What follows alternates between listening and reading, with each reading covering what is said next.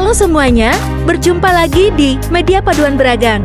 Kali ini, saya akan berbagi dengan kalian tentang cara meningkatkan kecerdasan emosional atau AKI dalam 30 hari. Apa sih kecerdasan emosional itu? Dan mengapa penting untuk melatihnya? Kecerdasan emosional adalah kemampuan kita untuk mengelola, memahami, dan menggunakan emosi dengan cara yang positif.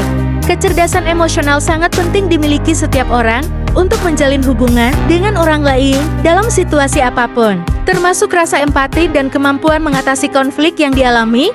Nah, bagaimana caranya untuk meningkatkan kecerdasan emosional kita? Apakah ada trik atau tips yang bisa kita lakukan? Tentu saja ada.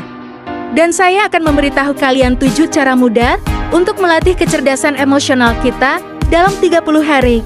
Yuk, simak video ini sampai habis. Cara pertama adalah kurangi perasaan negatif. Agar kita mampu mengubah perasaan negatif dalam suatu situasi, kita harus mengubah cara berpikir tentang hal-hal tersebut. Contohnya dengan tidak mudah berprasangka buruk terhadap orang lain. Anggap saja ada maksud positif tertentu di balik tindakan atau perilaku mereka.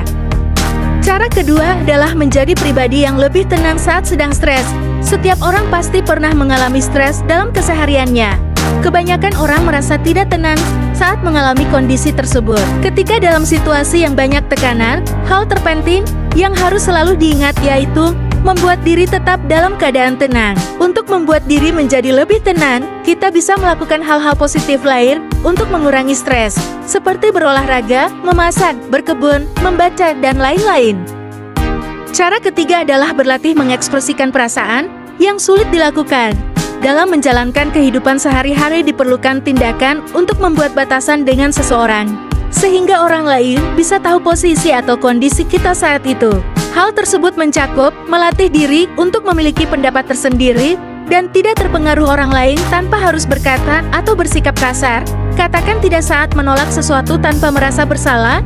Prioritaskan diri sendiri terlebih dulu sebelum orang lain. Berusaha untuk mendapatkan hak yang pantas kita dapatkan dan melindungi diri dari tekanan dan gangguan dari orang lain. Cara keempat adalah mulailah bersikap proaktif bukan reaktif saat ada yang menyulut emosi. Semua orang pasti sering berhadapan dengan orang yang memiliki kepribadian yang menyebalkan.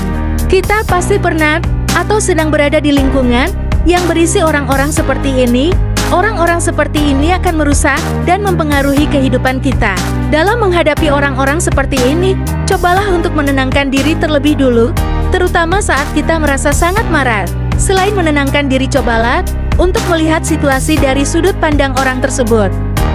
Cara kelima adalah mulai berusaha kuat dan bangkit dari kesulitan.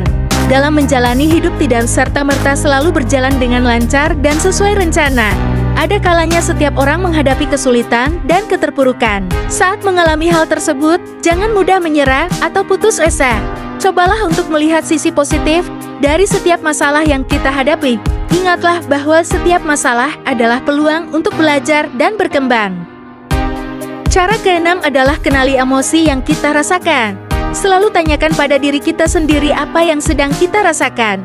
Apakah kita sedang senang, sedih, marah, atau takut? Dengan mengetahui emosi kita bisa lebih mudah mengendalikannya dan mengatasinya. Jangan biarkan emosi kita menguasai pikiran dan tindakan kita. Cara ketujuh adalah minta pendapat orang lain. Kadang kita butuh sudut pandang yang berbeda untuk memahami emosi kita. Minta pendapat orang lain yang kita percaya dan hormati, seperti keluarga, teman, atau mentor. Dengarkan apa yang mereka katakan dengan hati terbuka. Mereka mungkin bisa memberi kita saran atau solusi yang berguna. Nah, itulah 7 cara mudah untuk melatih kecerdasan emosional kita dalam 30 hari. Semoga video ini bermanfaat dan memberi inspirasi untuk kalian semua. Dan jangan ragu untuk meninggalkan komentar di bawah ini tentang pengalaman atau pendapat kalian tentang kecerdasan emosional. Sampai jumpa di video berikutnya. Terima kasih.